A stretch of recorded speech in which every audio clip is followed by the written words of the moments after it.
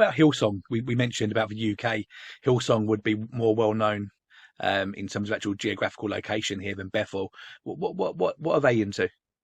Heavy NAR influence. If not overtly NAR, there's real heavy NAR influence. There's a book, I think it's called The Apostolic Revolution. It's about the history of the Assemblies of God in Australia, and it documents the NAR influence on Hillsong.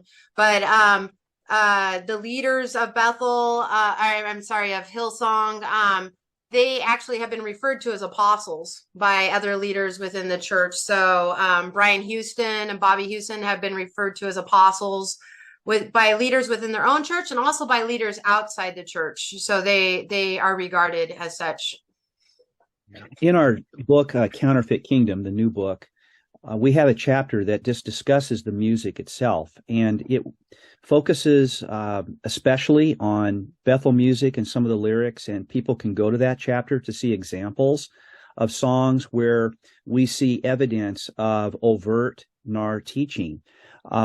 It's a chapter that comes later in the book because there's so much else you want to know about the movement and what to look for. You want to understand the concept of prayer declarations, for example, so that you know how they show up in the music, and how it is that, in effect, when you're singing their songs, you're participating in the practice of prayer declarations, and this is intentional on their part.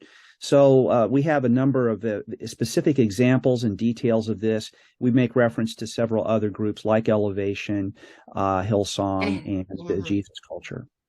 Yeah. Well, we're going to make sure that we've got a link to your new book, Counterfeit Kingdom, in the description below, wherever you're listening to this.